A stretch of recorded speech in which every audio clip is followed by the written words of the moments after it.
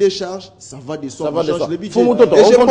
Je pense qu'au regard du potentiel fiscal, des provinces, au regard du potentiel budgétaire des provinces, je pense qu'il est possible, avec les nouveaux gouverneurs, avec des nouvelles stratégies, les modes de gestion qui est la décentralisation, que nous puissions mobiliser plus de recettes. Mais il faut d'abord les installer. C'est normal. D'accord, Serge Kadima.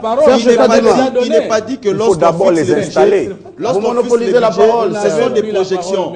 En termes de réalisation, on peut aller au-delà. Mais parce qu'on a décentralisé la gestion, les nouveaux gestionnaires pourront mobiliser plus de recettes que prévu pour bien gérer et dans l'intérêt du Merci Serge Kadima. On revient à vous.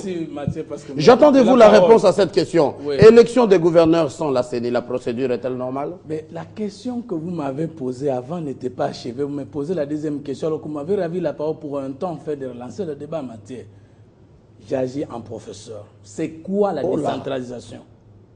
C'est une modalité de gestion politique qui consiste à créer des personnes publiques avec compétences et ressources. Et donc la décentralisation ne se confond pas avec le découpage. Il y a eu le découpage sous la centralisation du pouvoir avec Mobutu. Voilà. On est allé d'un seul Kivu à deux Kivu. On est allé à un seul Kivu avec le Maniema. On est allé d'une seule province de Léopoldville à Kinshasa, Bandou de Bas-Congo. Nous sommes dans quel débat?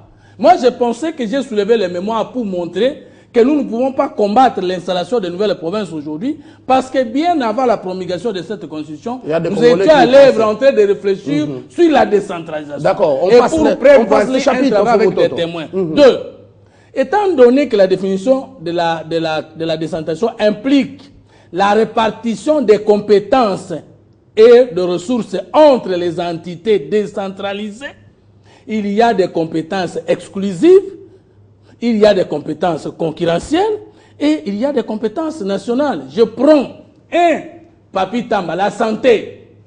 C'est un domaine exclusif des compétences des provinces. L'agriculture, compétence exclusive des provinces. Ça c'est un problème. Alors, vous nous parlez de la décentralisation alors que pendant que vous êtes au pouvoir, vous n'avez jamais voulu reconnaître aux provinces leur pouvoir, leurs compétences, leurs ressources. C'est là les débats. Mais quant à sa thèse de financement, les finances, vous êtes d'accord? Écoutez, il est économiste, je suis politologue, je n'entends pas le renier. Je ne peux pas étudier l'État comme objet d'étude sans maîtriser les budgets. Là, je ne fais plus les sciences politiques, je suis plus acteur politique. Et même si je ne faisais pas l'économie, on ne peut pas être acteur politique sans maîtriser l'économie. C'est que je fais aussi l'économie.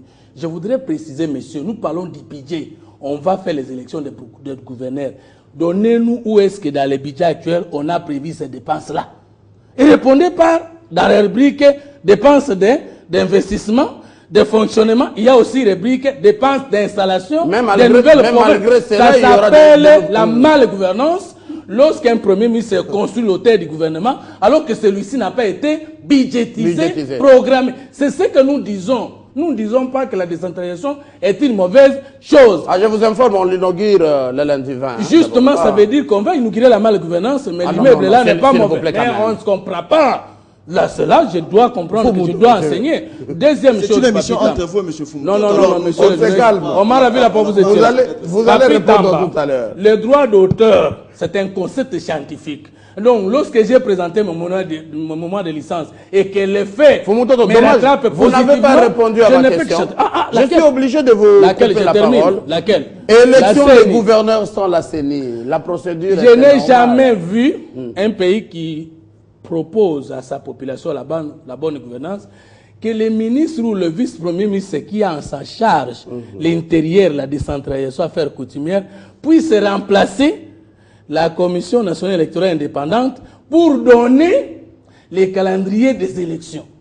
Alors que dans les statuts de la CENI, dans ces missions, cela relève de la compétence de la CENI.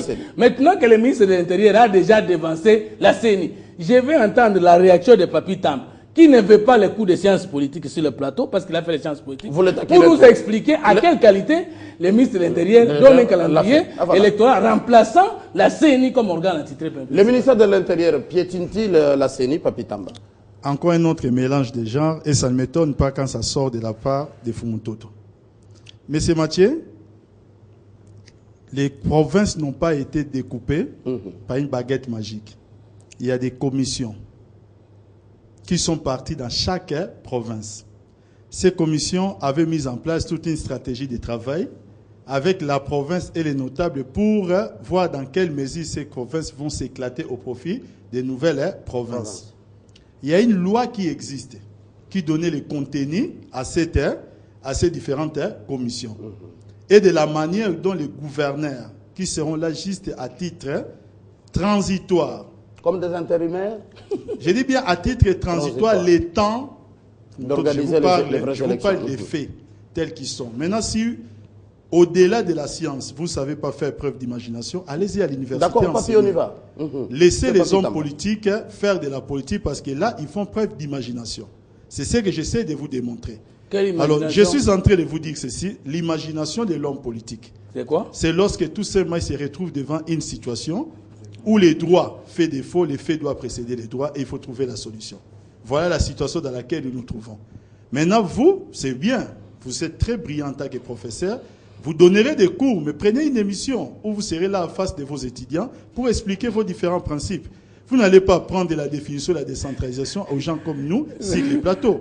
C'est là maintenant que vous ne vous rendez pas compte ne vous rendez pas compte que vous faites perdre du temps et aux journalistes et à l'émission. Alors moi je suis en train de vous dire ceci. Élection des gouverneurs sans la CENI. Mais c'est ce que j'essaie d'expliquer. Je vous parle de faire preuve d'imagination. C'est-à-dire qu'il fallait trouver solution à ces problèmes. Et ça ne devait pas être cette solution-là, quoi la solution? Nous ne sommes pas en train de parler. Les questions, s'il vous plaît. Nous ne sommes pas en train de parler des élections régulières. Nous sommes en train de parler du découpage où nous allons installer une transition avant de passer la balle à la CENI. C'est ce dont nous sommes. Et il faut faire preuve d'imagination. C'est là que, au lieu qu'on critique le vice-premier ministre Évariste Bochab, moi je pense que les Congolais devaient peut-être les féliciter. Par rapport au travail qui a été fait. Je vous pose une question parce que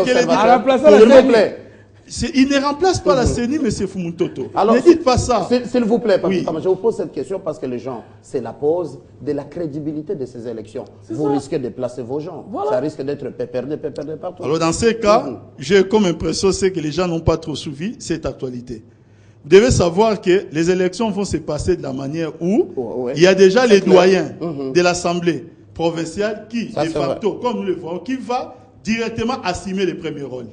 Et les élections vont se passer de façon transparente. C'est pour installer les provinces. Une fois installées, les provinces, les compétences, plus éventuellement les animateurs, ils n'ont qu'un mandat limité pour maintenant que la CENI vienne pendant les élections provinciales en cours, dont peut-être un certain nombre de personnes ici sont candidats, notamment Fumutoto. Donc, notamment moi aussi, alors, comme ça ne vous gênera pas, j'ai fait votre pub. Au moins, ça peut vous féliciter. Les moments venus, la CENI... Vous savez ce qui est dommage, M. Mathieu, c'est que dans ces pays, nous aimons beaucoup faire du verbiage à la place du verbe. Nous aimons beaucoup polémiquer à la place de parler tout simplement. C'est-à-dire, le problème qui est là, c'est que lorsqu'on n'est pas en mesure de faire preuve d'imagination, restez dans les principes et allez enseigner. La question, Mathieu. Et allez enseigner. Mais j'ai répondu à la question, peut-être avec mes mots, peut-être avec ma manière. C'est aux téléspectateurs d'évaluer. Voilà. Ça, c'est vrai. Merci. Alors, on revient à vous rapidement, on n'a plus le temps. On prend une minute et demie.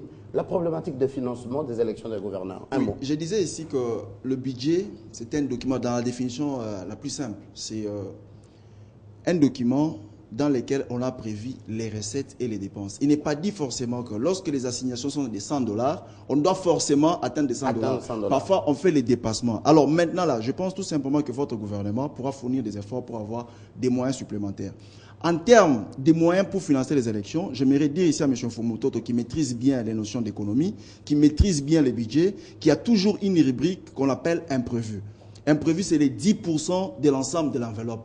Quand même, c'est consistant pour matérialiser la volonté du peuple congolais. La volonté du peuple congolais, que le peuple congolais s'est exprimé à travers les référendums, par la constitution que nous avons actuellement, qui prévoit dans son article 2 le découpage. Alors, je pense tout simplement que c'est clair. Avec les 10%, on peut plus ou moins dégager un petit montant qui pourra permettre à ce que la volonté du peuple congolais soit matérialisée. Je réponds là, s'il vous plaît. Vous répondez,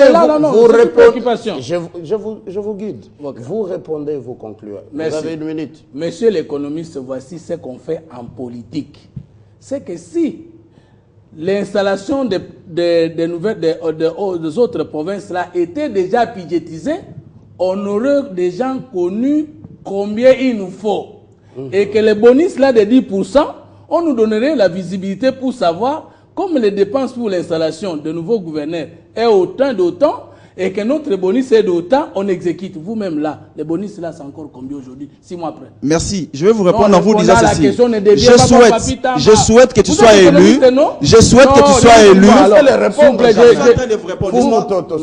Dans mes minutes. Mais laissez-les répondre. Je souhaite que vous soyez élu prochainement parce que. Non, vous déviez la question. Non, voici Mathieu, j'insiste. Et je m'informe. Attendez qu'il réponde. Vous aurez votre minute. Il a dévié. Monsieur Fumutoto, là, je suis en train de regarder la population. Peuple congolais, les parlements, c'est l'autorité budgétaire. C'est le Parlement qui légifère la loi des finances. C'est le Parlement qui a les pouvoirs de contrôler ce qui est en train de faire. Merci. Alors je pense que c'est le gouvernement. Tu répondais à ma question, tu me laisses l'état de chiter s'il vous plaît.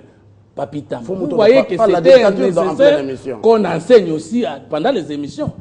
Le Parlement et l'autorité budgétaire, la session budgétaire s'ouvrait le 15 septembre et puis fait quand le Parlement ne peut plus avoir l'autorité de donner au pouvoir la possibilité de dépenser maintenant. Monsieur non, alors on permettez, je vais vous répondre. Je donne la parole à quelqu'un, s'il vous plaît. S'il vous plaît. Serge Kadima, s'il vous plaît, Fumutoto. S'il vous plaît. On vous prend, maître Lenga, loi de programmation controversée, les élections des gouverneurs, gâchis financiers, problématiques de financement. Un mot en conclut. Que devait faire le gouvernement? Écoutez, nous à l'Envol, nous avons l'habitude et même le réflexe de respecter la Constitution et nous invitons tout Congolais à faire le même exercice que nous. J'aimerais quand même ici de respecter la Constitution. J'aimerais ici poser la question aux Congolais. L'initiative prise par M. Bouchab, ministre de l'Intérieur, d'organiser les élections, qu'elles soient transitoires ou pas, est-ce constitutionnel? Voilà, Papita. C'est normal ça. Quand nous avons une CENI, qui est une structure constitutionnellement chargée pour l'organisation de toutes les élections en République démocratique du Congo. Et de la publication du calendrier électoral. Pourquoi M. Bouchab, ministre de l'Intérieur, veut s'acharner à organiser ces élections? C'est grave. Est-ce qu'on peut être à la fois juge et partie quand nous savons déjà que l'affaire des fausses communes a été bouclée en quai de poisson, quand nous savons que la problématique d'enrôlement des jeunes électeurs qui relève d'une partie aussi de la responsabilité du ministère de l'Intérieur parce que nous n'avons pas de carte d'identité dans ce pays depuis presque une décennie et même plus. Donc cela relève de ses compétences. Est-ce qu'il n'a pas mieux à faire que d'aller chercher à organiser les élections? D'accord. Même vous avez défendu devant le peuple. De la CENI. Merci, j'aimerais finir. S'il vous plaît. C'est déjà une minute. Papi Tamba, rapidement, en une minute. Monsieur Mathieu, je suis très surpris de voir le mélange des gens que nous faisons ici. L'élection à laquelle vous faites allusion entre dans les cadres